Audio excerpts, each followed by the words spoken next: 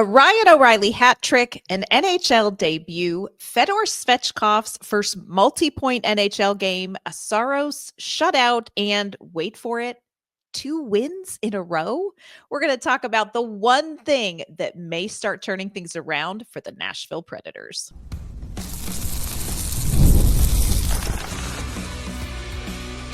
You're Locked On Predators, your daily podcast on the Nashville Predators, part of the Locked On Podcast Network, your team every day. Happy Monday, everyone. Welcome to the Locked On Predators podcast. Thanks so much for making us your first listen of the day. We are, of course, your free daily Nashville Predators podcast. We're a part of the Locked On Podcast Network, your team every day. Want to kick off this Monday episode shouting out our Locked On Predators insiders and our everydayers, those folks that tune in each and every Monday through Friday to talk Nashville Predators hockey with us. Also want to welcome any new listeners to our show. We're glad to have you here. Thanks for joining this adventure that is this season in Nashville. I am Ann Kimmel. I'm a writer and co-host with Penalty Box Radio. And my friends, you know I have a partner in crime. You do. I'm Emma Lingen, and I'm the Predators site editor and reporter for the Hockey News. And as you can see, if you're watching on YouTube, I am being very closely monitored by upper management here to make sure that we are HR compliant. And let's try our best today. We should be able to stay HR compliant today, Emma, because for what feels like a long time, we get to talk about back-to-back wins. The Nashville Predators walked away this weekend with wins over Vancouver and over Calgary. We are going to talk about the factors that went into that success, and we are also going to wrestle with the existential question of, is this success remotely sustainable for this team? So a lot to talk about today. Oh, so much happened in these two games, y'all. We cannot wait to dig in. But before we do that, we do want to let you know today's episode is brought to you by FanDuel. You can enjoy the season with a big return on FanDuel. New customers can place a $5 bet, and you're going to get started with $200 in bonus bets if you win that first $5 bet. Visit FanDuel.com to get started. All right, Emma. It's been 84 years, it feels like, since we got to talk about the Nashville Predators winning back-to-back games. They won Friday night against Vancouver 3-0, shutout for Juuse Saros. And then Saturday night, a 4-1 win in Calgary. Little bit of trivia. This was the 7th back-to-back for the Nashville Predators. They have only won one of the previous 6. They had 2 wins in one of the previous 6 back-to-backs. The rest of them, 2 losses in a row, y'all. So this feels a little bit like a belated Christmas gift to Nashville Predators fans. Overall, Emma, kind of looking at these 2 games, what was your biggest, kind of when you walked away from Saturday night's second win in a row? What's your initial feeling, initial thought? Well, first of all, first time this season that we've had back-to-back road wins. So I mean, we cannot win on the road, but look at us now. And this team still undefeated in 2025. That's right. The turnaround, new you. 18-game point streak starts now. Let's go. No, please let it be known that is sarcasm, and I do not expect that to happen. But no, I mean, I think it's worth celebrating for sure. I think obviously you mentioned the suspension to Zach Leroux. There are some injuries on the blue line. There's been some personnel changes with Fedor Svechkov coming back, Spencer Stastney making his season debut, and then Ozzy Wiesblatt making his NHL debut.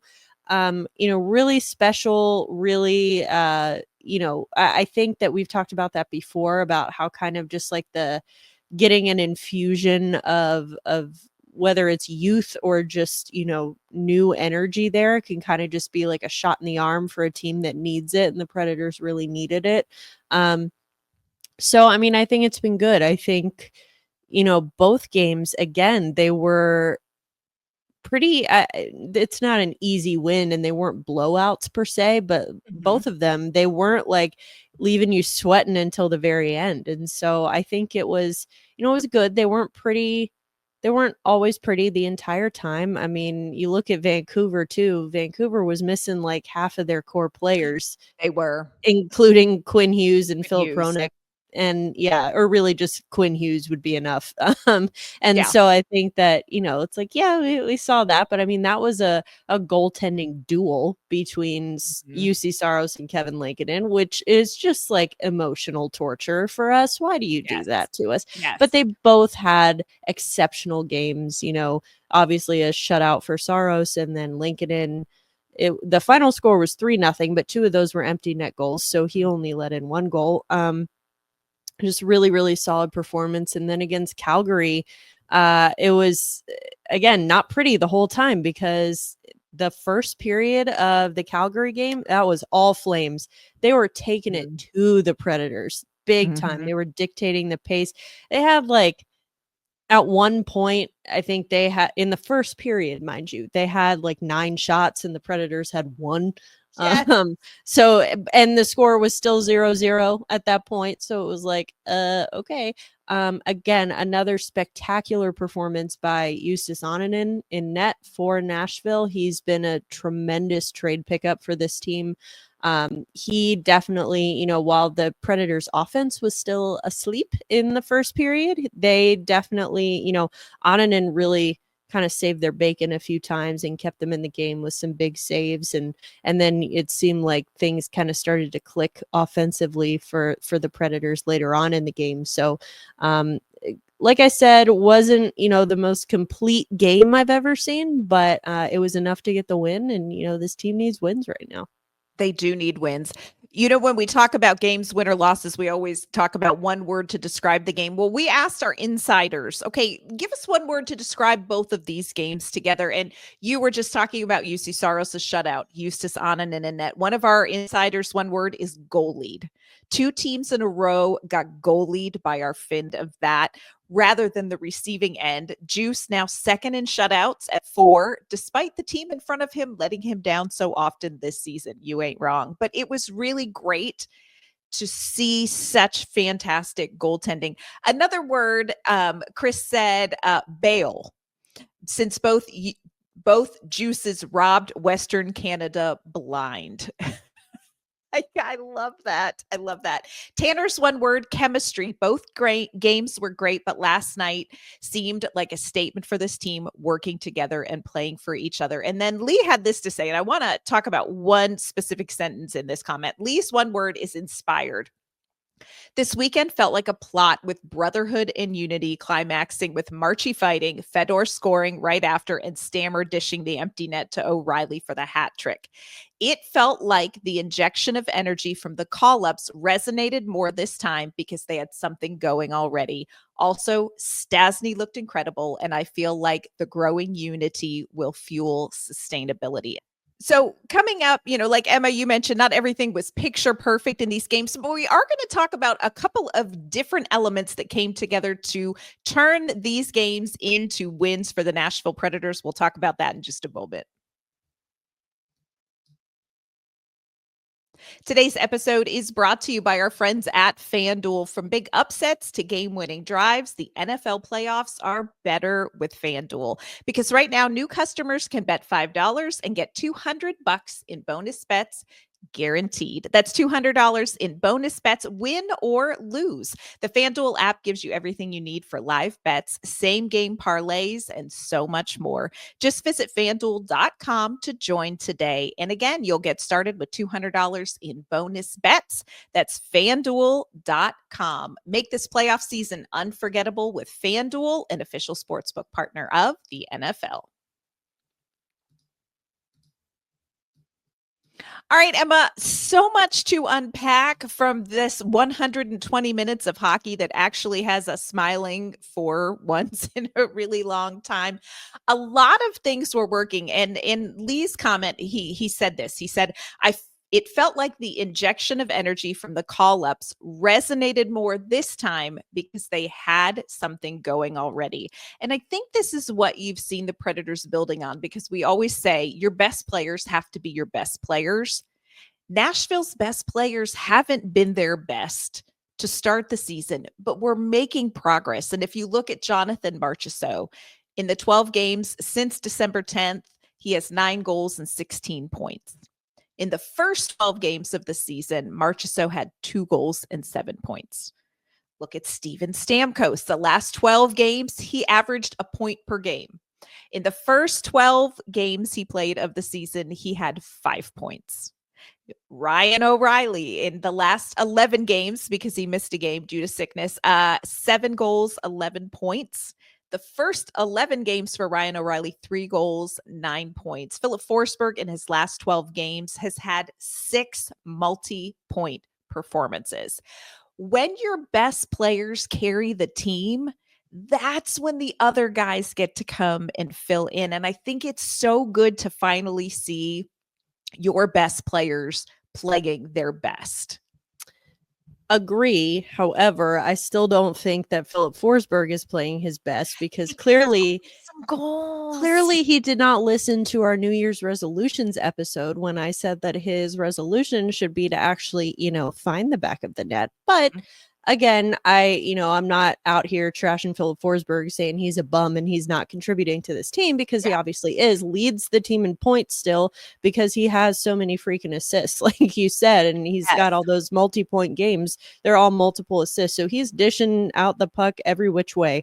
And speaking of assists too, and I want to give an extra special shout out to Steven Stamkos, who for having the awareness in the Calgary game. Obviously, Ryan O'Reilly had scored back-to-back power play goals, which that was another key part of that win that I failed to mention earlier, but really important, because this is a team that the last few games had really been struggling on special teams in general. I mean, even that top-ranked power or penalty kill ended up getting knocked down a couple pegs, because it was, granted, they're losing penalty killers left and right here. They lost Alex Carrier. Now Jeremy Lauzon's injured. Cole Smith is injured. It's tough. And I think that, it was really good to see O'Reilly get those back-to-back power play goals in the second period. But then, end of the game, you got an empty net. Steven Stamkos easily could have taken it to the net himself and buried it and would have put the game away. But shout out, we love the awareness. He saw O'Reilly right there, pass it to him so he could get the hat trick. So that was good teamwork, good awareness. We love to see it. Loved it. And not only are the best players playing well, but I love what Lisa says. Like, when you have that foundation in place, then the things like, I don't know, NHL debuts, you really have something to build on. And we got to see one this weekend. And I don't know if you're watching on YouTube and you notice, but for today, we would like to be dressed as O-Ann and O-Emma because we want to be a part of the Ozzy, Ocean, Orca, Oceania, Oasis. Yep. That's all. We just want to be an honorary Wiesblatt today. Yes. Ozzy Wiesblatt made his NHL debut. I do want to give a shout out to Ed Swab, who is a great friend of ours. He is in Milwaukee. He watches all the Milwaukee Admirals games. And he did want to just throw out there that when Ozzy has a hard hit, in which we saw several of them in this weekend's back-to-back, he likes to call them Wiesplats. So we had several Wiesplats in the game. Sure. Loved. It just is so easy to root for Ozzy Wiesblatt and to see that debut, to see most of his family there. And again, Emma and I, we're just big fans of the Wise. We have been on the Wiesblatt wagon since training camp. So that was super fun. Yeah, hence our name change for the day. I think this was Anne's brainchild, because I texted her during the Calgary game and I said, I want to be part of the Wiesblatt family. And then here we are to find out that my name has been changed for the day. So I love it. But yeah, I mean, just really, like we talked about last week, I mean, just like a freaking Disney story with, he gets to make his debut in the city where he was born, and it happens to be a back-to-back, and the second game is in the city he calls home now. And so his mom and almost all of his siblings are able to be there. And I mean, anyone, we've talked about it a little bit, but the story of the family is truly amazing. I mean, he was raised by a single mom. She ended up getting divorced from their dad when Ozzy was young, and so it was a single mom, deaf, 5 children, working 2-3 jobs at a time just to kind of make ends meet. And because she was deaf and her kids were born without her kids were born with hearing, that she ended up using sports as a way to socialize them and get them, make sure their verbal communication skills were where they should be. And started them in soccer, and then someone suggested hockey, and she said, oh, there's no way I can afford that. And they really, they say it takes a village. I mean, they had some people in their community who really rallied around that family, ended up, opening their homes to Ozzy and his brothers so that they could play hockey. And just really, really special story. Moms are superheroes. Like I stand by that. And I think that, Kim, Ozzy's mom, is absolutely a superhero. And you could tell she was down on the glass for warm-ups at that Vancouver game. She was the biggest fan down there. Normally, I'm like, when I see people down on the glass during warm-ups, like waving for pucks and stuff, I always get a little annoyed if it's adults. I'm like, move over, like let the kids do it, come on. But I'm like, she was more excited than any other kid down there, and she deserved to be. I was like, yes, get that woman a puck. And he did, and it was wonderful. It was wonderful. So take your own rookie lap, Mama Kim. Yes. Take your rookie lap, because just amazing. And also, like, I feel like Ozzy came in and he played the way he played in the NHL, the way you were used to seeing him play in the AHL, which, that's really hard. You're full of nerves, and you're at a next level, and eyes are going to be on you, but it's really good when they can bring their game and just play their game. And we got to see that from Ozzy. The other face that we got to see again, Spencer Stasney's back. Stas is back, y'all. And let me tell you, just in time for tax season. Yes. Just in the nick of time. Right when we needed him. Right when we needed him. And here's the thing, Spencer Stasney just has not missed a beat. He just has not missed a beat. Good. He's 10 games in Milwaukee. And he just plays with a calm and a confidence, and just very secure in his game, in his skill set. And he's one of those players where when Spencer Stastney has the puck, you exhale. And you just saw it right off the bat again. You were like, okay, this is Spencer Stastney. He looked fantastic. He looked so good. You never would have guessed that he had so much time off.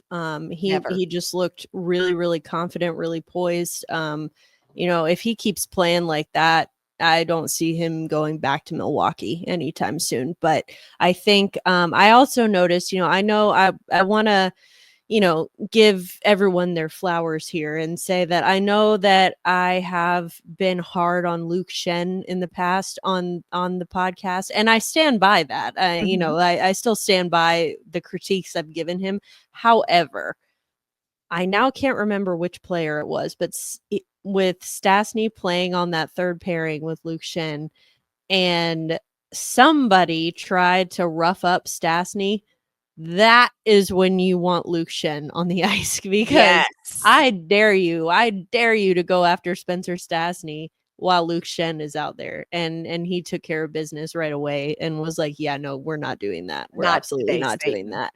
And so I think it's good. They're extremely different players, but they actually do complement each other pretty well. Yeah, I love that veteran presence with the skill set that Stasney has. And like you said, they do kind of play off each other well. We've talked about how fantastic goaltending was. We really got to talk about two other things before we wrap up this recap.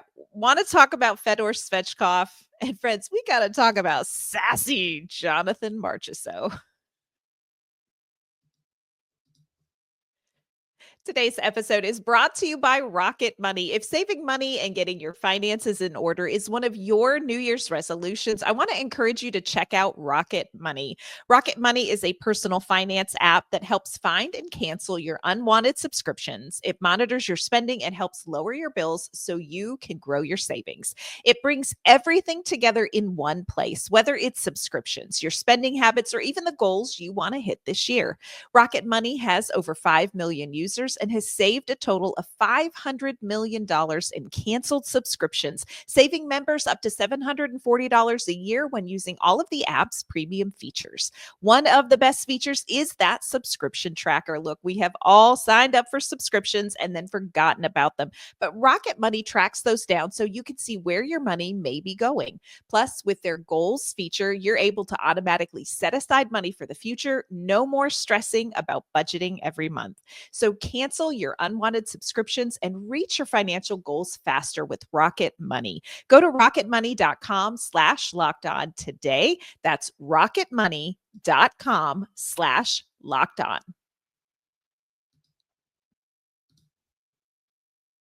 All right, Emma. Fedor Svechkov was recalled. Got to see him in the game. This was his first multi-point game. He had a goal that came after a spicy moment. Now, look, Emma and I have probably talked about this. I think we've talked about this on the podcast, that Jonathan Marchessault, terrific guy, straight shooter.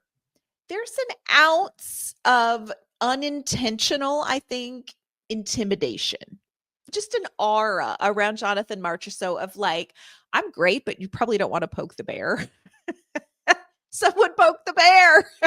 I like to think that I carry the same aura throughout my life. Like I'm pretty great, but don't poke the bear. Like that's how I strive to live my life after Jonathan Marchessault. But yes, you're right. Like definitely he's not known as a scrapper in the true sense, like, but he's an agitator. And I think that, but he's also skilled, he plays with that certain level of grit and chip on his shoulderness that you would see from, it makes sense because he's an undrafted player, and not to say that guys who are drafted, like high draft picks, that they don't work hard or anything like that, but it's just different. It's very different. It's a different kind of, like you said, a different aura, a don't poke the bear vibe. So I think that you look at another undrafted guy on the Preds, Cole Smith, similar vibe. Same. So yeah. He reminds me of the Fonz in the sense that like he doesn't really have to fight because everybody knows he can punch the jukebox and it'll play music. That's right. Like don't have to do it. But he did. Jonathan Marchessault dropped the gloves with Matt Coronado in this game. And look, we are not here saying hockey is all about fighting and, hurting other players or anything like that. But there is an element of the sport where fighting is a thermostat and it can turn the heat up or it can turn the heat down. And Jonathan Marchessault's fight turned the heat up. Immediately after that fight, energy rises on a team playing their second game in a back-to-back that trudged through a first period that was not attractive to watch. And immediately afterward, Fedor Svechkov scores a goal. So it was really great to see. Do want to share this post-game clip with you. They asked Fedor Svechkov about Jonathan Marchessault's fight. And if you are not just delighted by Fedor Svechkov yet, I want to check back in with you after you hear what he has to say about Marchie's fight. I was impressed. He's a great fighter, I think. Can someone just invite him to UFC? So he got a real punch. It was nice. It's fun when you see someone fighting, someone especially like Marchie who's not fighting like usual. So it's nice. It gave some energy for us. Someone signed him to the UFC. He also said on the post-game interview on the broadcast with Lindsay Rowley, he called Marshy crazy guy. He said, "Oh, he's just crazy guy." I'm like, that's actually a very good way to describe him. I think that Yeah, you would not guess that he's not typically a fighter by watching that fight. Like, there was the one game last year where Filip Forsberg fought, Oh my and gosh. everyone's just like, "What are you doing?" And it was like very clearly, it's like, let's maybe let the other guys handle the fighting. Phil, you're good at a lot of other things, but not that. But this was like, oh no, Marshy can scrap. Marshy can scrap. And I think Yeah. that, another thing I want to point out from Svechkov after that game is, I thought he gave some really insightful answers about his, obviously this is now his second stint in the NHL after coming up earlier this year, and he gave some really like honest answers about, this. It really, like, the first time I was so freaking nervous that it just didn't really even feel like me. I didn't feel like myself. And he was like, I don't know how it is for other guys, but like that didn't even feel like me out there. And this time, he said, I really feel like I'm here, and I'm like, oh, I have to grind and I have to earn my spot here. And now it's just a little bit more comfortable for him. And I think we saw that. I think we saw that with him. Not just obviously he scored the goal, but I mean, he looked really comfortable out there. So I think everyone, like you said, the fight, the debuts, everything, just the temperature was getting turned up, and it was kind of the shot in the arm that this team needed. Yeah.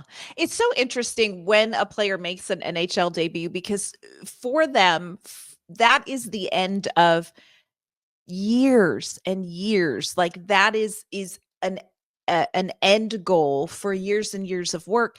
And yet in the NHL, that is day one. And so it's just kind of a weird moment in that you want to celebrate the achievement, kind of you finished the race, but you also just started. And there's a lot of adjustment to that. And I agree with you. I think we're seeing that in Fedor Svechkov this second time up. The question now becomes, is this success sustainable? And I want to read one of the comments from one of our newer insiders. Gayton said this: it's the best run of the season, but my hopefulness is tempered. This is what they should have been doing. The fact that they were so bad for so long has me walking on eggshells. I'm not a fair weather. As a Phillies fan, I know losing. I don't scare easily. I am Preds for life, but the past 60 days before last week were miserable. They were just as talented in October and November, but we had no spirit, no concept of winning. And I remember, we talked about Marchessault's comment, that comment that had all of us in the media going, okay, where he said we're a little bit fragile early in the season. And I think we're moving past that. I am hopeful. I am hopeful that they're moving past that because so much of the struggle I feel like was chemistry, but I do feel like there was a mental block for this team as well. There was a confidence issue. First of all, I would like to apologize for my eye roll with the Phillies comment. You're talking to a Pirates fan, so I'm sorry, you don't get to talk to me about losing until you've been a Pittsburgh Pirates fan. But that's whole nother podcast for another day. I think, yes, I'm tempted to agree with you. Mm-hmm. However, I also thought, leading into the holiday break, they had that 4-game win streak at home, or point streak rather. 3 wins and an overtime loss, or something like that. Yep. So then I was like, okay, all right, I think they're turning it around. It might be too late as far as like a playoff situation, but I mean, they're starting to turn it around. And then they just came stumbling out of the holiday break, and it was just rough. And now it's like, okay, we've had 2 wins, that's good, but I'm still not totally convinced yet. Yeah. And you want to see them be able to sustain it. Corey's comment when we talked about, like, is this sustainable? He said, I think it can be sustained. The question is, will it be? Turnovers that they have are not going to go unpunished by a team like Winnipeg, who the Predators are going to face tomorrow night. And to sustain this kind of success, you have to stay at the level you're at and continue to improve. And it's things like Corey said, you cannot have the errors. You've got to clean those up because there just are too many teams, and especially in the Central Division, there are too many teams that have the talent to capitalize on Nashville's mistakes. We've seen it over and over again this season. So I think sustainability has a lot to do with continuing to improve. And like keep it at the level you're at, y'all, but take some steps forward. And we've seen a little Paula Abdul, 1 step forward, 2 steps back this season. Let's turn that around. We're going to get a chance to see if the Predators can turn it around, and it will be a test. They are going to be facing the Winnipeg Jets tomorrow night. That will wrap up their road trip, and then they're going to come home and they're going to have a 4-game homestand. Washington, Vegas, Chicago, and Minnesota. So there are some chances for this Nashville Predators team to build momentum off of this. Don't think we're going to make the playoffs still, but this winning over the weekend, it felt pretty good, Emma. We'll take it. It's nice. It makes this job a lot more fun. I'll tell you that. It sure does. Oh, goodness. Because some of those one words, not HR compliant after losses, and Minka's listening. Yep. So she's always listening. Always listening. Speaking of listening, we appreciate you tuning in to this Monday episode of the Locked On Predators podcast. Of course, we're going to be back tomorrow, Wednesday, Thursday, Friday this week, recapping everything that's going on with the Nashville Predators. Before we sign off, though, Emma, will you let everyone know where they can find you and your work?